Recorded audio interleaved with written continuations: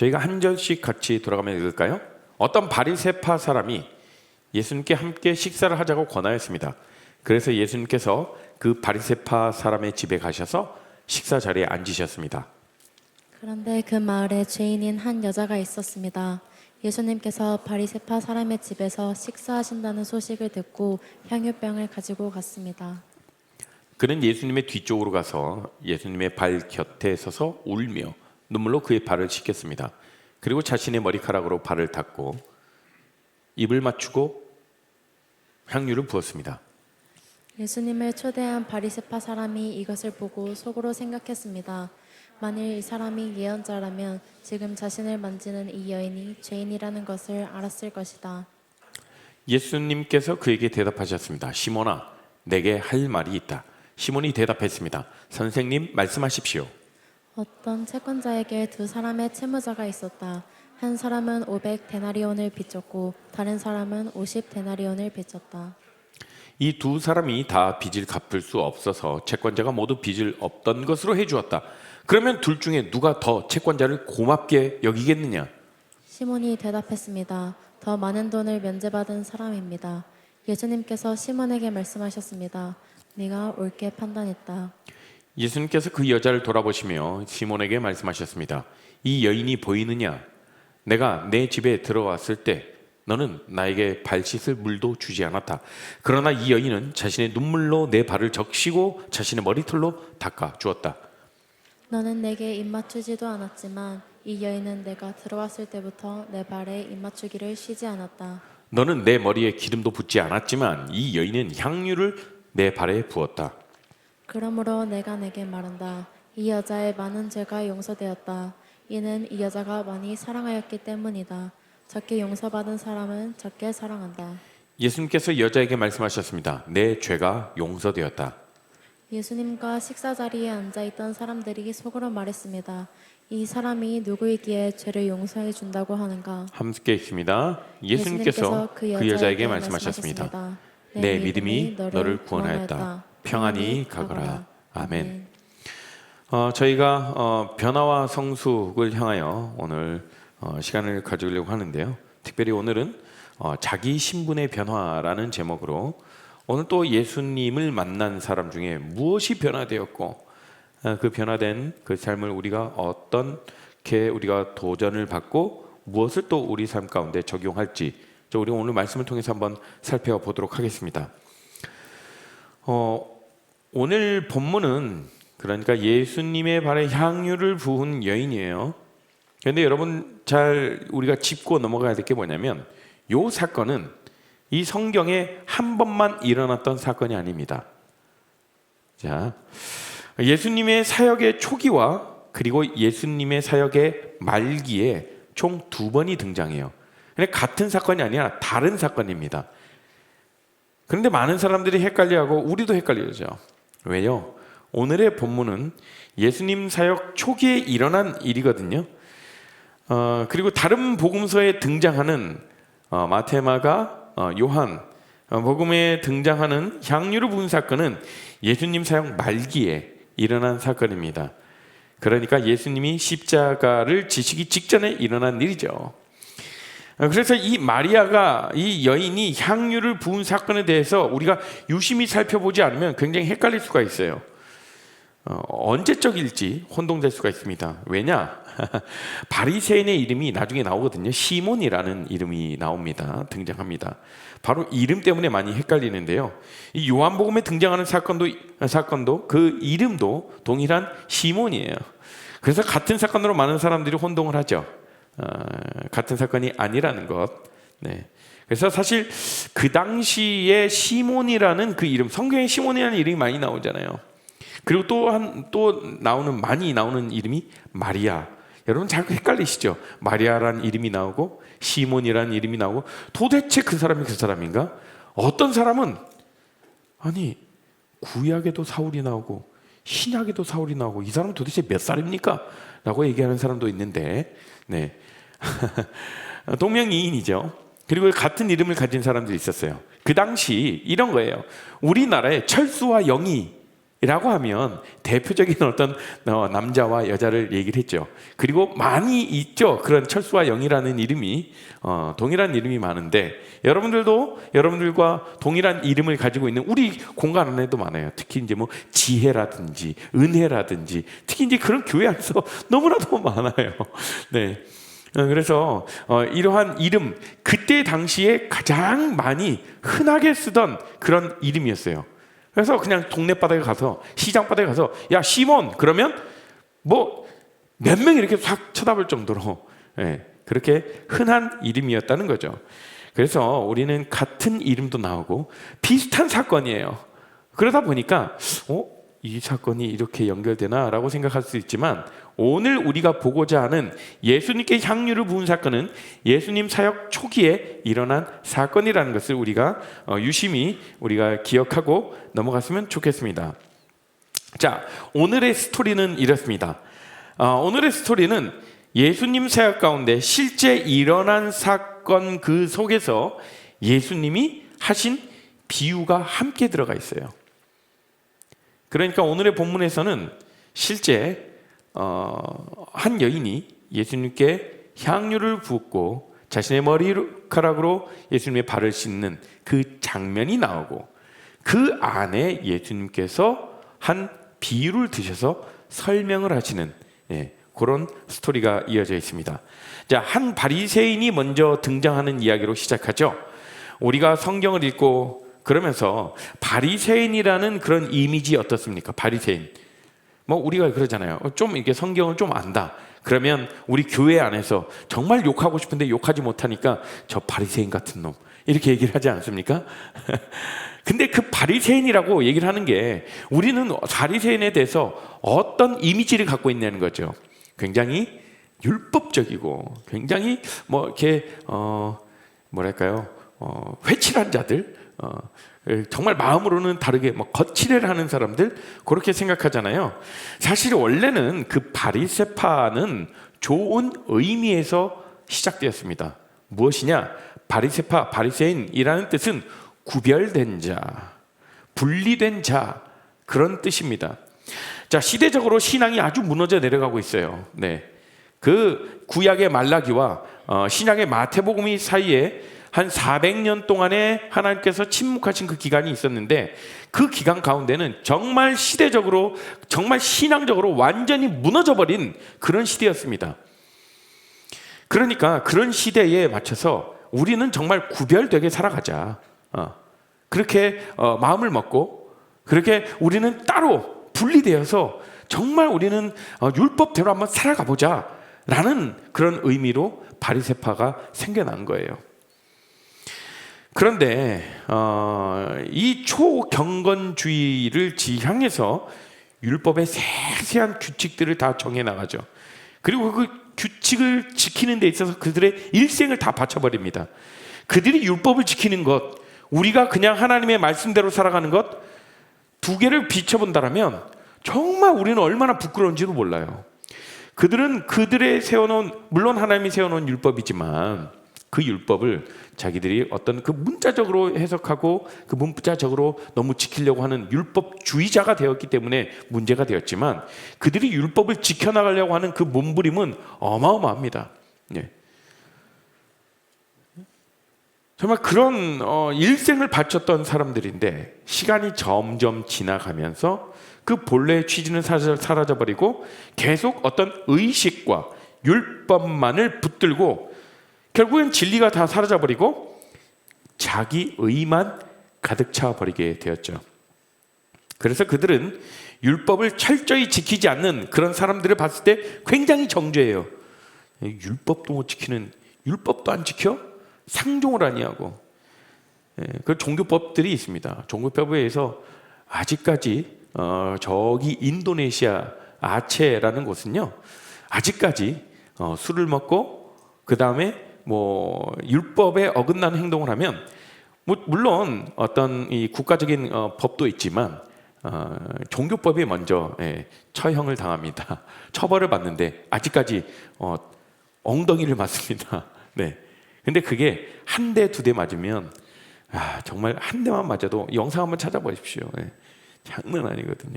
너무 심하게 이렇게 아직까지도 종교법을 하는 데가 있습니다. 어쨌든 그렇게 이 바리새인들이 그렇게 처음에 취지와는 다르게 그들이 율법을 지키지 않으면 사람을 정죄하고 그리고 멸시하고 그리고 굉장히 완전히 분리되어서 우리와는 같이 함께 할 수 없다. 감히 우리와 율법도 지키지 않는 너희들이 감히 우리와. 그래서 굉장히 자기 프라이드가 강한 사람들, 자기 의가 아주 똘똘 뭉쳐서 꽉 차 있는 사람들이었습니다. 그런 사람들이 바리새인들이었던 거죠. 그래서 결국 그들은 자신들이 율법을 지켜나간다라는 것도 하나님을 사랑하는 마음에 율법을 지키는 게 아니라 자기 만족에 의해 율법을 지켜나가는 자들이었습니다. 그래서 사실은 그 예수님이 오셔서 제일 많이 질책한 사람들도 바리새인들이에요. 바리새인들은 자기들의 시선으로 볼 때 예수라는 사람은 결코 칭찬의 대상이 아니었습니다.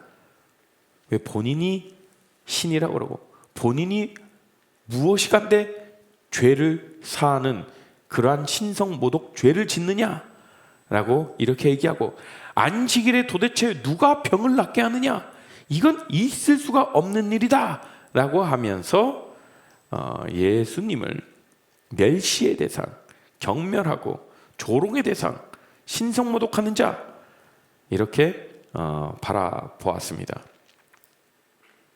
자, 그런 시몬이라는 이름을 가진 그 바리새인이 그 당시 이미 세리와 죄인의 친구라는 별명까지 가진 그 예수님을 자신의 집에 초대를 합니다. 좀 이상하지 않으세요? 예수님을, 그런 바리새인이 예수님을 자신의 집에 초대한다? 겸상도 하지 아니하고 그들의 모임에 그 주변에 오지도 못하게 한단 말이에요. 율법에 어긋난 사람들은. 그런데 이미 예수님은, 이 예수라는 사람은 바리새인들에게 있어서 이미 낙인이 찍힌 사람이에요. 그런데 이 자를 자신의 집에 초대를 한다? 무엇인가 정상적이지 않아 보입니다. 왜 초대를 했을까? 뭔가 꿍꿍이가 있어 보여요. 그렇죠? 자, 계속해서 한번 보자고요. 자, 고대 근동 지역에서 손님을 자신의 집에 초대할 때 손님을 맞이하는 기본적인 세 가지의 예법이 있어요. 그 세 가지 예법. 첫 번째, 먼저 주인은 자신의 손을 손님의 어깨에 얹고 평화를 기원하는 뜻의 입맞춤을 합니다. 자, 그리고 그 다음에 하인들이, 왜냐하면 그 지역에 그 사막 지역에 슬리퍼를 신고 다니니까, 샌들을 신고 다니니까 먼지가 많이 탔겠죠.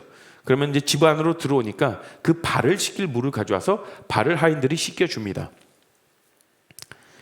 그리고 이제 세 번째로 향료를 머리에 붓게 되는데 무엇이냐면 식사의 그 자세가 어떻게 됐냐면 그냥 우리는 식탁에 앉잖아요. 그게 아니라 살짝 기댑니다. 옆으로 이렇게 누워요. 이렇게 좀, 그래서 살짝 비스듬히 반 누운 식으로 이렇게 누워서 서로 같이 이야기를 하면서 같이 음식을 이렇게 떼고 그렇습니다. 자세가 이런 자세죠. 이런 이렇게 보여줄 수가 없어서. 네. 그러니까 머리가 좀 낮아져 있잖아요. 그러니까 머리에 좋은 향료나 또 올리브유 같은 기름을 이렇게 쭉 부어줍니다.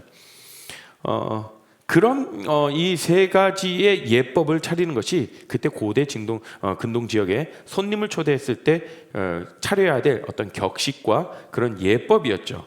자, 그런데 시몬이라는 이 바리새인, 이 사람은 예수님을 초대해 놓고 이들과 이 세 가지 중에 무엇 하나 했습니까? 아무것도 하지 않았어요. 시몬의 이런 행동은 무엇이냐면 당시 풍속으로 보아서는 오히려 예수님을 뭔가 무시하고 깔보는 그런 행동이지 않았을까요? 여러분들 만약에 초대받아서 친구의 집을 갔습니다. 어디에 갔어요?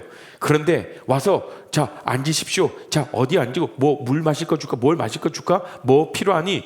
이런 얘기도 하지 않고 그냥 띵동 문 열고 들어가니까 아무 말도 안 해요. 뭐 네 알아서 앉고 얼마나 기분이 좋습니까? 아니죠.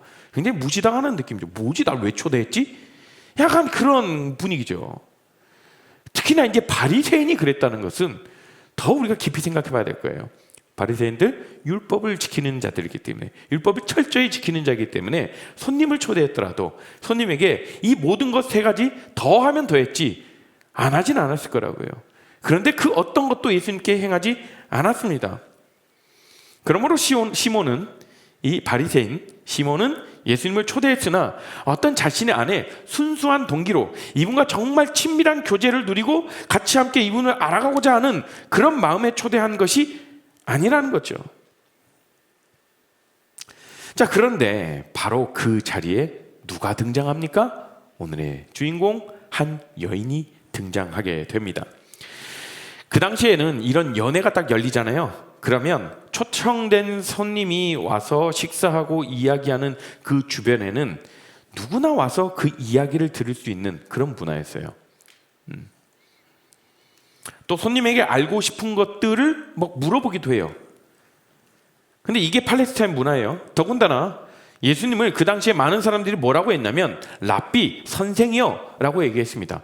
무엇인가 크게 가르침을 받을 수 있는 그런 자겠구나 라고 생각해서 많은 사람들이 몰려들었다고 해요. 그래서 예수님과 같은 분이 손님으로 초청되어 오면 많은 사람들이 모여서 그 말을 함께 듣고 무슨 교제를 나누나, 혹여나 내가 질문이 있으면 저 사람에게 배우고 싶은 것이 있다면 늘 자유롭게 질문하고, 그러한 문화가 그 팔레스틴 지역의 그런 풍속 문화였습니다. 자, 그렇게 모여든 사람들 가운데 한 여인이 있었죠. 그녀를 어떻게 소개합니까? 37절 말씀이요. 함께 읽습니다. 시작. 그런데 그 마을에 죄인인 한 여자가 있었습니다. 한 여자를 앞에 뭐라고 수식어를 붙이죠? 죄인. 죄인이라고 표현합니다.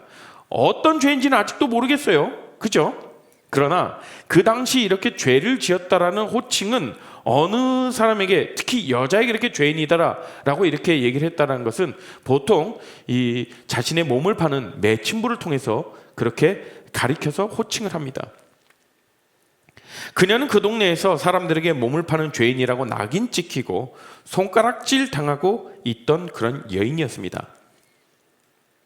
그러므로 그녀는 감히 그 지역에 바리새인 집에 올 수 없는 여인이었다라는 사실입니다. 더군다나 그 집이 누구의 집이라고요? 바리새인 집이에요. 구별된 자의 집, 거룩한 자가 사는 집이에요. 비록 겉으로 보이기에 거룩한 그런 삶이었겠지만요, 그 당시에 한번 상상해 보세요. 바리새인이나 다른 사람들이 그녀가 그 집에 들어온 것을 알았다라면 가만히 놔뒀겠습니까? 당장 쫓아냈겠죠. 그런데 그날은 사람들이, 모든 그 사람들의 관심이 랍비, 그러니까 예수님께 쏠려 있었기 때문에 아무도 그녀가 그 자리에 있다는 것을 처음에는 알아채지 못했을 것 같습니다. 자, 그렇다면 그녀는 무엇 때문에 그곳까지 가게 된 것일까요? 그 대답이 37절에 이렇게 나와 있습니다. 37절 말씀 함께 읽습니다. 시작. 예수님께서 바리새파 사람의 집에서 식사하신다는 소식을 듣고 예수님께서 시몬의 집에 계신다라는 소식을 듣고 자신이 안 거예요. 아, 예수님 거기 계시구나. 사실 지금 나오는 이 여인은 이 사건 전에 시몬의 집에 가기 전에 이미 예수님을 만난 적이 있던 사람이었고, 예수님의 말씀을 통해서 하나님께서 자신과 같은 죄인도 용서해 주시고 구원해 주신다는 그 말씀을 들었던 여인이에요. 바로 그 예수님이 바리새인 그 시몬의 집에 초대를 받아서 식사를 하신다라는 소문을 듣고 알고 그 자리에 갔다라는 거죠. 자, 누가복음 저자가 누구일까요? 누가복음 저자 누가예요. 이 누가는 이 여인이 이미 전에 죄사함을 받은 적이 있었다는 사실을 분명히 밝히고 있습니다. 오늘 읽은 본문 하반절에 내가 죄사함을 받았다라고 얘기를 하는데, 용서함을 받았다라고 얘기를 하는데 이게 과거형이거든요. 이미 전에 받았었다라는 거죠.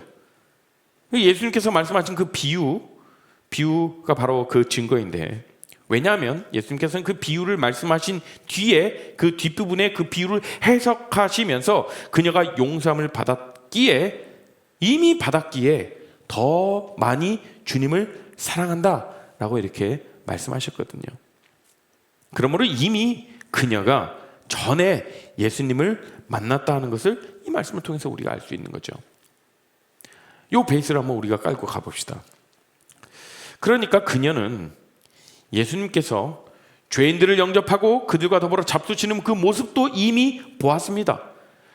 그 당시 사람 취급하지 않았던, 지난주 우리가 말씀을 드렸던 세리 누구였죠? 세리장 삭개오.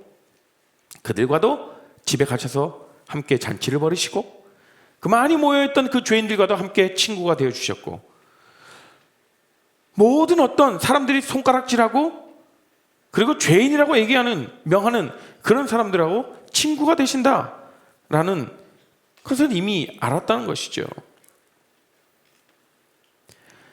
수고하고 무거운 짐진 자들아 다 내게로 오라, 내가 너희를 쉬게 하리라 라는 그 주님의 초청의 메시지도 이미 들었던 여인입니다. 그래서 그녀는 자기와 같은 그 죄인을 용서하시고 받아주신 그 예수님의 그 사랑이 너무나도 감격스러워서 그 감사를 표현하고 싶어서 간 거예요. 예를 들어서 여러분들이 여기 우리가 같이 공동체 생활하다가 멀리 어디 해외로 유학을 갔어요. 근데 해외로 유학 갔다가 다니는 교회 아니면 뭐 근처에서 뭐 갑자기 제가 그 교회를 뭐 이렇게 집회가 있어서 갔다고 생각해 보십시오. 그러면 만나러 올 거죠? 왜? 아니면 여러분들의 정말 그런 어떤 은사님들이 뭐 멀리서 오셨다는 소식을 듣고 알고 있다라면 그분께 감사를 표현하기 위해 그분의 어떤 함께 나눴던 어떤 관계가 있었잖아요. 그것에 대한 받았던 은혜에 대한 감사함을 표현하기 위해 찾아가겠죠. 그러한 뉘앙스예요. 지금 이미 예수님께 받은 사랑이 뭐예요? 나 같은 죄인도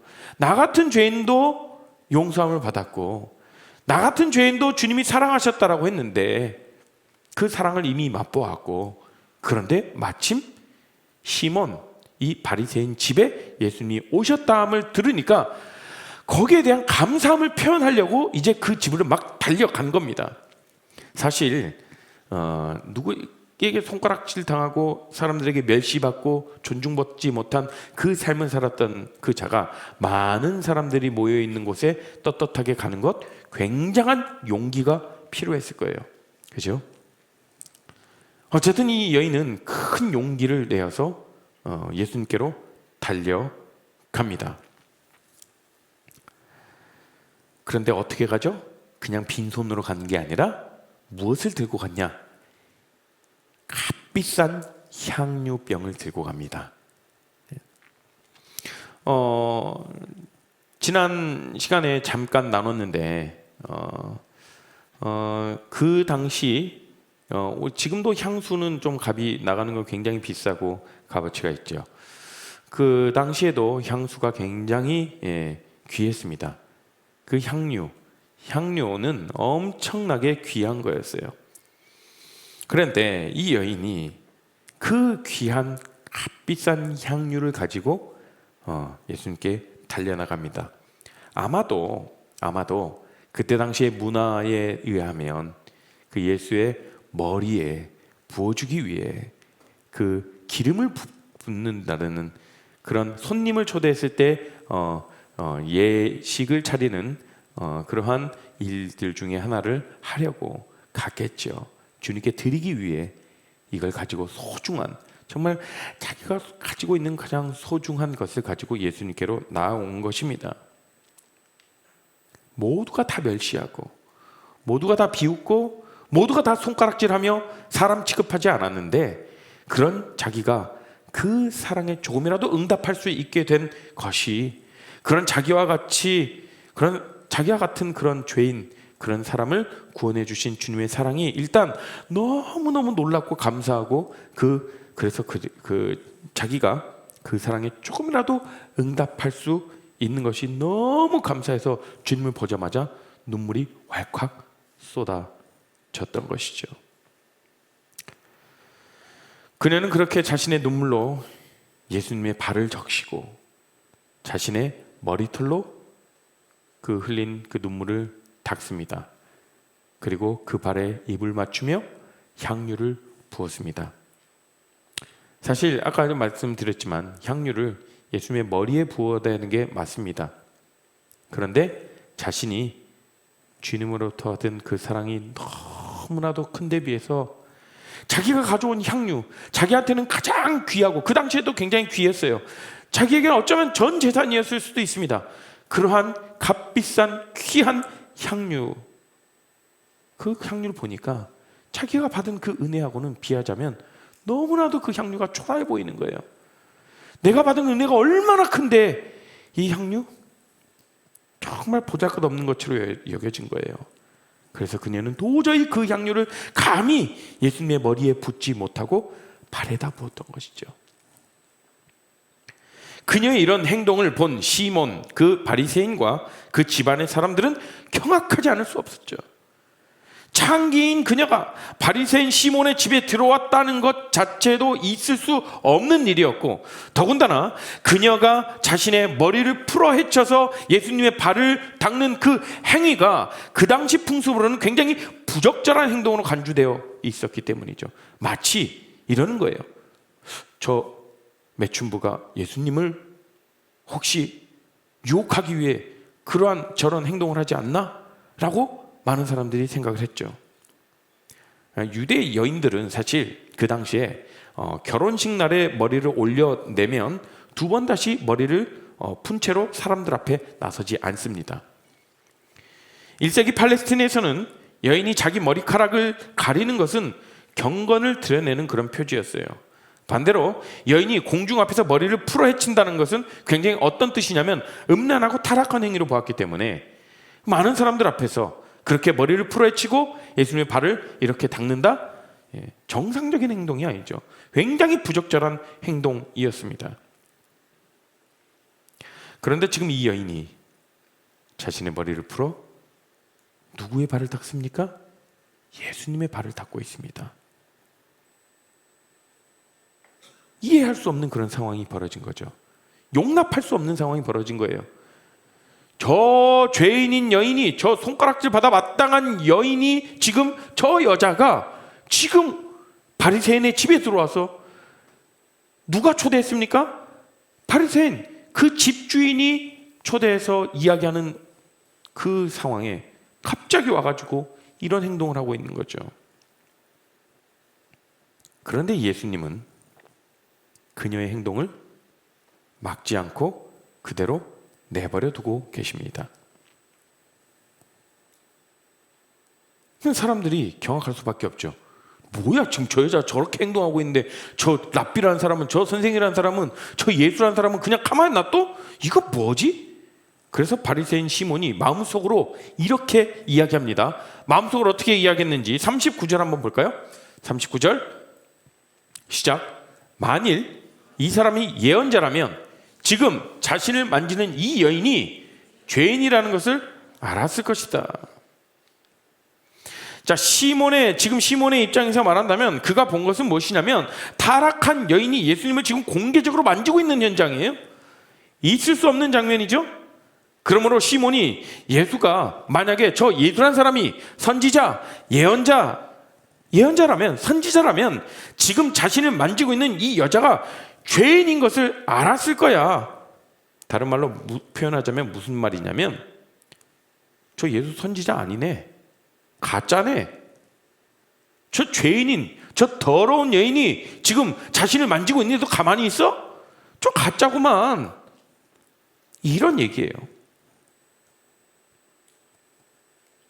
이 사람이 선지자, 예언자가 맞다면 지금 자신에게 손을 대는 이 여자가 부정한 여인, 죄인, 몸을 파인 여인이라는 것을 알 텐데 그런데도 불구하고 그녀가 자신에게 손대는 것을 말리지 않고 있어? 이건 제대로 된 선지자가 아니지. 이렇게 판단하는 얘기죠. 그는 정말 예수님이 존경할 만한 자이고 예언자인지 시험하려고 초대를 했던 거예요. 예수님이 이 여인의 행동을 그대로 용납하시는 보고, 그래, 역시 내가 생각했던 게 맞아. 저 사람 선지자 아니야.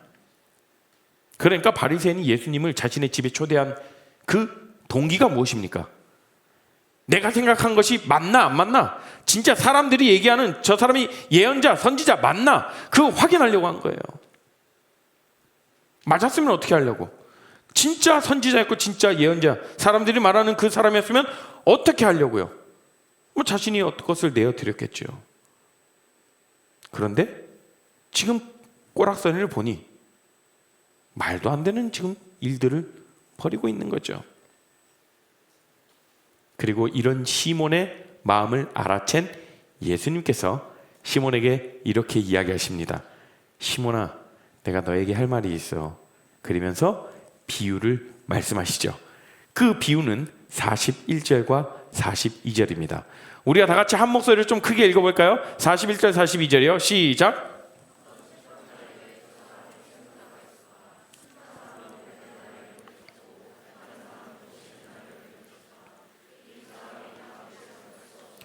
채권자가 모두 빚을 없던 것으로 해주었다.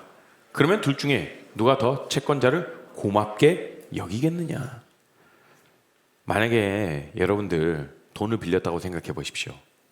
돈을 빌렸는데 10,000원, 20,000원 말고요, 막 몇백만 원씩 빌려봤다 생각해요. 몇백만 원, 몇천만 원.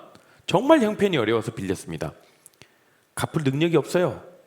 갚아야 될 때가 됐는데 어떻게 갚아야 되지? 뭐 전전긍긍하고 있는데 갑자기 돈 빌려준 사람이 그래요.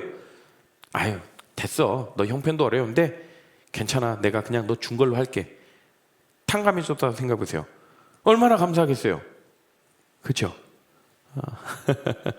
돈을 안 빌려봐서 잘 모르나 본데. 네. 이런 얘기인 거거든요. 이 예수님의 비유를 풀어서 설명하면 이거예요. 제가 한번 풀어서 설명해 드릴게요. 시몬아, 나는 네가 이 여인을 어떤 눈으로 바라보고 있는 줄 알아. 너는 그녀가 죄인인 것을 알고 그것도 큰 죄인이라고 생각하고 있지. 야, 너의 판단에 의하면, 자 보자, 이 여인은 500데나리온을 빚진 자이고 너 자신은 죄를 적게 범한 자, 즉 50데나리온을 빚진 자라고 생각하고 있지. 그런데 하나님의 구속의 은혜로 인해서 너희 두 사람 모두 죄사함을 받았어. 그 빚을 모두 탕감되었어. 그렇다면 네가 보는 견해에서는 죄를 용서해 주신 분을 누가 더 사랑하겠냐? 이렇게 얘기하는 거예요. 그러자 예수님의 질문에 시몬은 마지못해 대답합니다. 43절 말씀이요. 시몬이 대답했습니다. 더 많은 돈을 면제받은 사람입니다. 그죠? 1,000,000원을 빌렸는데 1,000,000원을 탕감받은 사람과 500원을 빌렸는데 500원을 탕감받은 사람, 어떤 사람이 마음, 물론 다 500원을 빌린 사람, 탕감받은 사람도 고마워해야죠. 수천만 원, 수억을 빌려놓고 그것을 탕감받았다? 얼마나 고맙겠습니까? 이 내용을 조금 쉽게 제가 풀어볼게요. 제가 한번 올려주시겠어요? 자, 그런데 시몬아, 너는 이 여인을 제대로 보지 못하고 있다. 내가 너를 도와서 그녀의 참 모습을 내가 보게 해줄게. 야, 나는 너의 집에 왔어.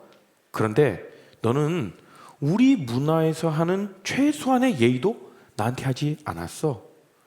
너는 내게 발을 씻을 물도 주지 않았고, 그런데 그녀는 내 발을 자신의 눈물로 적시고 자신의 그 머리카락으로 닦아주었어. 너는 내게 일상적인 그 입맞춤에 인사도 하지 않았어. 그런데 그녀는 내 발에 열심히 입을 맞추었다.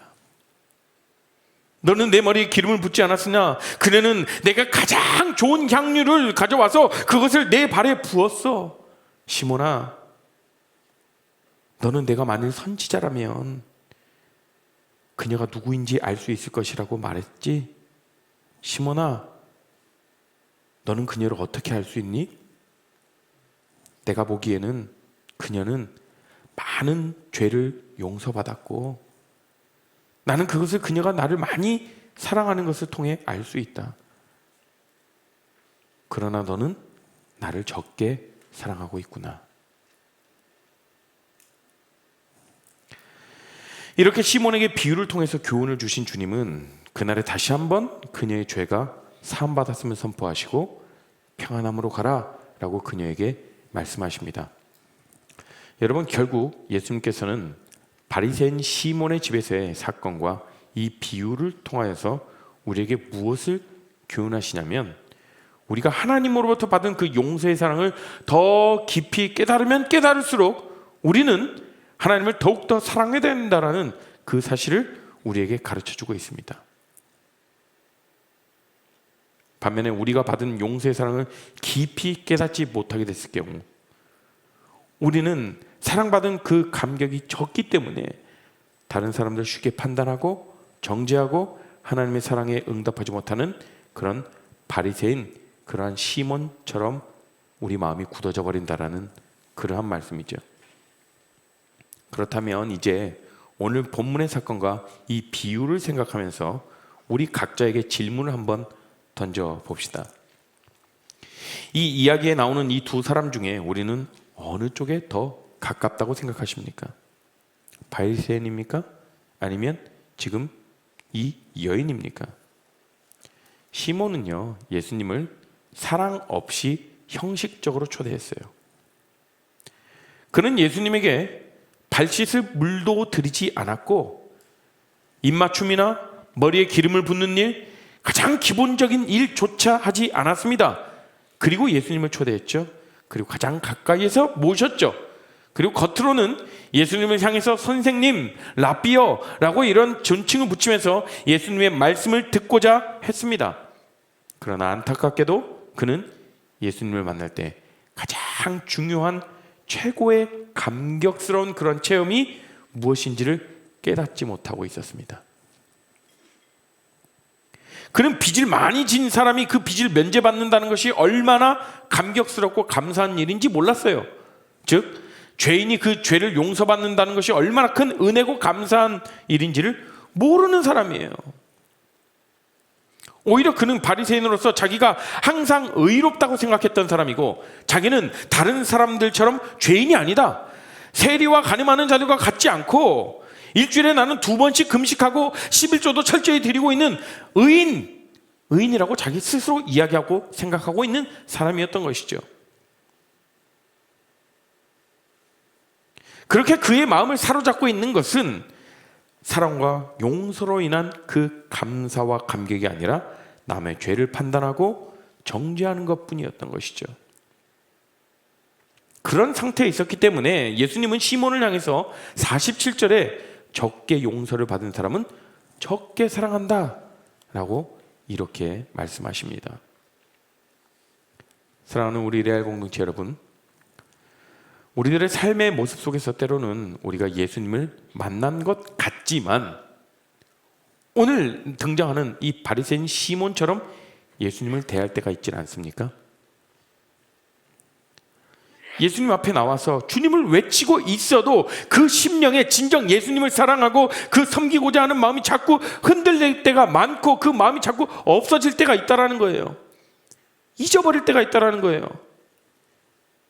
예수님의 십자가의 사랑을 통한 그 죄사함 때문에 흘리는 그 뜨거운 눈물이 오늘 저와 여러분에게 있습니까?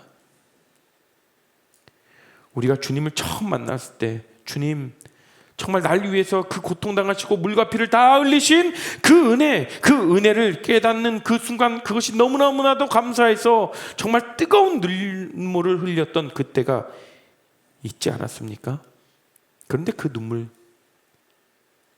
눈물이 다 마르고 그 눈물이 다 어디 가버린 그런 시절을 살아가고 있지는 않습니까? 내가 예수님을 믿음으로 하나님의 자녀가 되었다는 그 사실, 이것 하나 때문에 누릴 수 있는 기쁨과 감사가 여러분과 저의 마음속에 있는지 오늘 이 말씀 앞에 우리의 마음을 점검하고 싶습니다.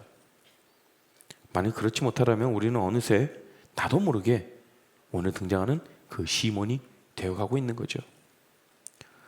분명히 우리는 주님으로부터 구원받았고 하나님의 자녀로 거듭났음에도 불구하고 그 은혜를 망각하고 살아갈 때가 너무나도 많다는 거예요. 자, 보십시오. 이전의 삶, 우리의 삶은, 우리의 신분은 어떻습니까? 죄의 노예 신분에서 이제 주님께로부터 흘러나오는 그 사랑, 그 은혜를 누릴 수 있는 그분의 자녀로서 거듭났음에도 불구하고 신분의 변화가 일어났죠. 그러면서도 불구하고 여전히 주님을 의심의 눈초리로 대하고 있지 않습니까, 여러분? 내 삶을 정말 책임져 주실 분 맞나? 내가 이분 믿고 다 걸만한 분인가? 내가 이분을 사랑하지만 정말 내 온 마음을 다해서 나의 모든 걸 다 바쳐서 사랑할 만한 분, 그럴 만한 가치가 있는 분 맞나? 괜히 내가 미치는 장사하는 거 아닌가? 내 시간, 내 삶, 내 재정을 다 바쳤음에도 불구하고 내가 원하는 거 얻지 못하면 어떻게 하나? 철저히 오늘 본문에 나오는 그 바리새인 시몬과 같은 마음 아닙니까? 혹시 한번 초대해보고 혹시 사람들이 얘기하는 그 선지자 예언자라가 맞다면 내가 무엇을 액션을 취하겠다. 그런데 보니까 에이, 역시나 아니었네 판단하고 가짜야 라고 우리가 규정짓고 그분의 뒤를 돌아서 가버리는 그러한 바리새인 시몬과 같은 그런 마음이 있지는 않는지 오늘 한번 돌아봤으면 좋겠어요.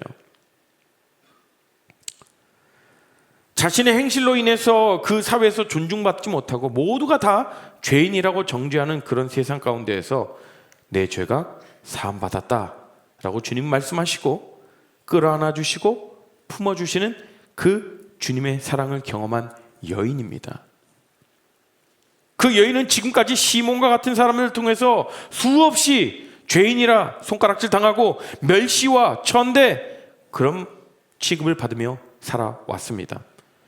자신을 어쩌면 최악의 인간이라고 정죄하는 비난하는 그런 사람들 속에서 참으로 아주 고통스러운 나날들을 견뎌내며 살아가고 있었습니다. 그러나 그는 500데나리온 정도가 아니라 수많은 그의 죄로 인해 5,000데나리온, 5만 데나리온, 50만 데나리온 더 이상으로 자기 평생을 다 바쳐도 갚을 수 없을 그 죄의 값을 치러야 했는데 그 모든 것을 단 한순간에 한 번에 주님께서 탕감해 주시고 완전히 사해 주신 그 주님을 만난 거예요. 그 주님께 어찌 감사하지 않을 수 있겠습니까? 그 주님 앞에 섰는데 어찌 눈물을 흘리지 않을 수 있겠습니까? 주님이 이 여인에게 말씀하십니다. 내 죄가 용서되었다. 이 죄사함은 원어적으로 보면 과거형입니다. 지금 이 여인이 주님께 자신의 모든 것을 바치고 최고의 낮은 자세, 자기의 모든 것을 다 바쳐 주님께 드리는 그 주님을 높인 그 모습을 보고 네가 죄사함을 받았다라고 하신 게 아니라 이미 주님을 만났을 때, 그저 주님 앞에 나왔을 때 그녀의 모든 죄에 대한 완전한 용서를 받았다라고 말씀하시는 거예요. 그것을 기억했을 때 정말 내가 갚을 수도 없는 그러한 죄, 너무나도 많은 죄가 한 번에 용서받았는데 얼마나 내가 감사한 것인가. 그 은혜가 너무 감격스러운 거예요. 그러니까 주님의 용서를 우리가 기억할 때마다 주님께 감사함이 더 넘쳐나고 주님을 더 사랑하는 마음이 생기겠죠. 내가 뭐라고? 내가 주님께 용서받을 만한 어떤 행동을 했습니까?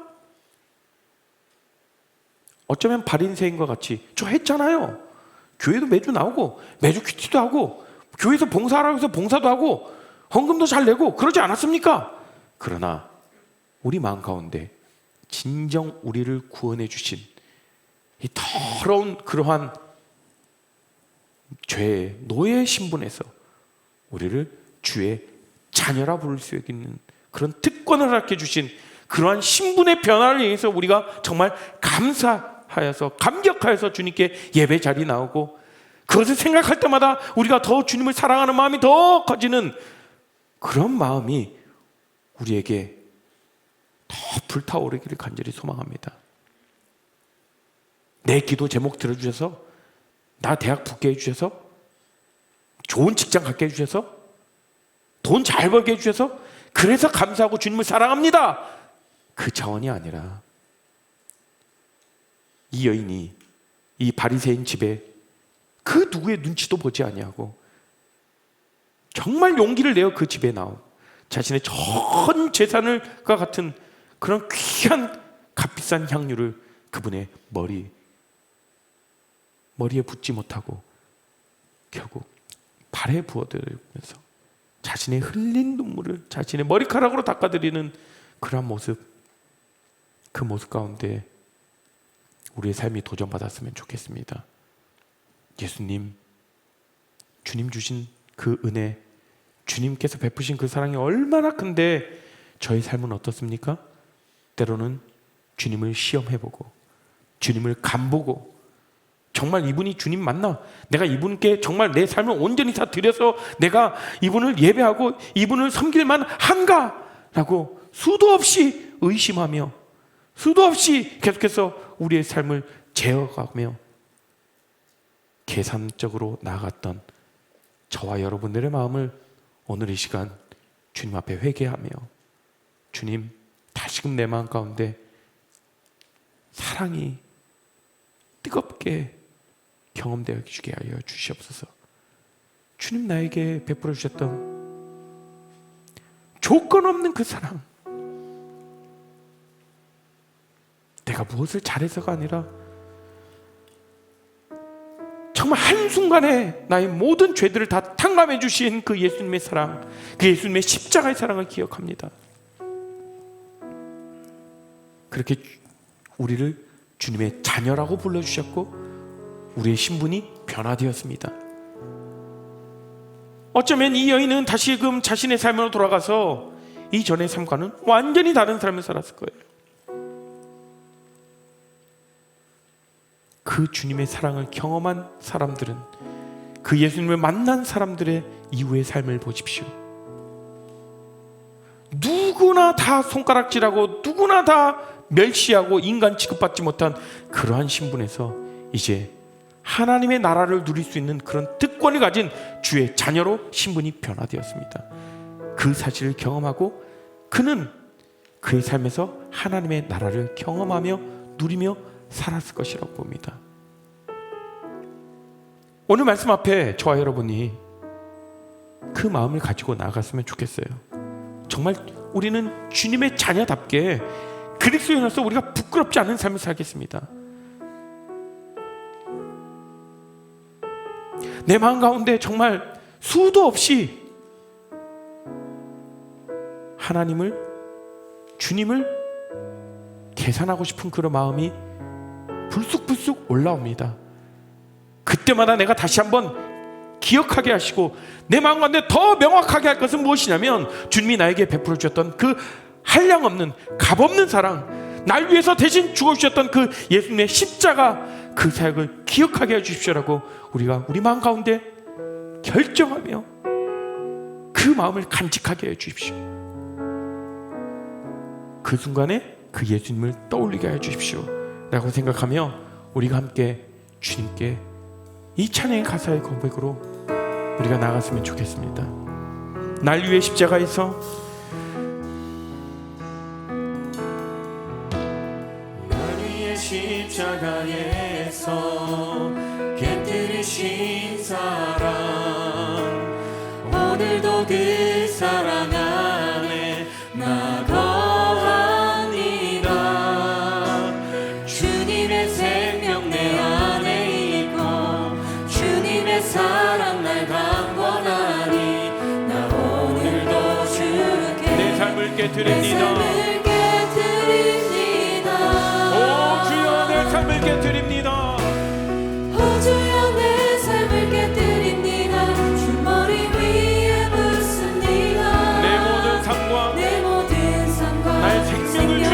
받아주시옵소서. 오 주여 내 삶을 깨뜨리고 나아갑니다. 오 주여 내 삶을 깨뜨립니다. 주 머리 위에 묻습니다. 주님께라면 아깝지 않습니다.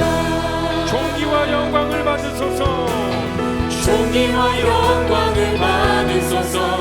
하나님 어린 양 예수 능력과 구원 지혜와 힘을 받으소서. 존귀와 영광을 받아주시옵소서. 주님 존귀와 영광을 받으소서.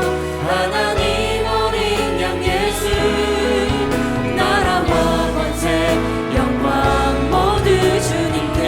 내 눈을 열어주소서. 내 눈을 열어주소서.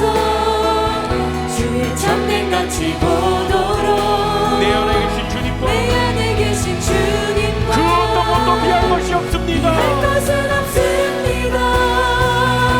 내 손에 남은 것 없이 아낌없이 다 드립니다. 주님 한국만을 위하여 한 방울 더 남김없이 한 방울 더 남김없이 오 주여 내 삶을 깨뜨립니다.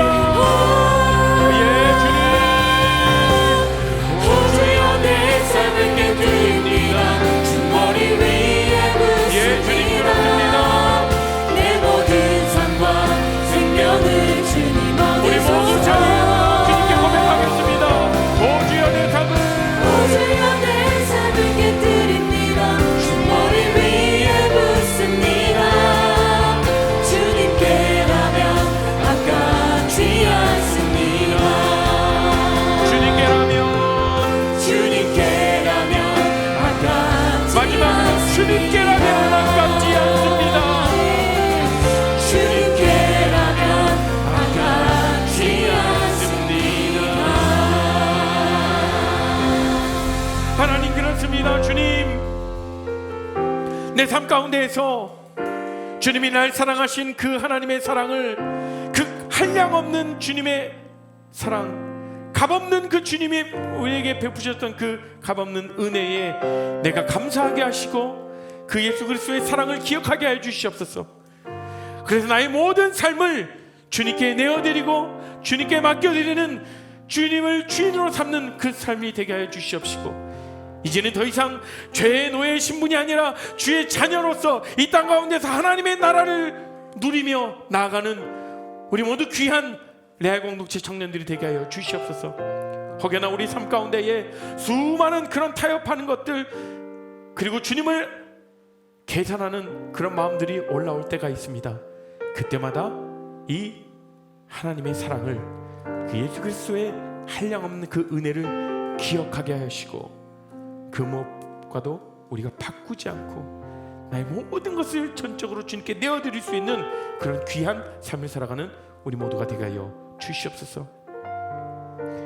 이제는 주 예수 그리스도의 은혜와 하나님의 크신 사랑과 성령 하나님의 감화 교통하심이 이 시간 가운데 말씀 앞에 우리가 주님과 그 어떤 것도 바꾸지 않겠습니다. 내가 주의 자녀로서의 새로운 삶을 살아가면서 주의 자녀답게 살아가겠습니다라고 그렇게 결정하며 나가는 우리 모든 공동체 그리고 그 가정 가운데 지금으로부터 영원토록 함께 없시기를 축원하옵나이다. 아멘.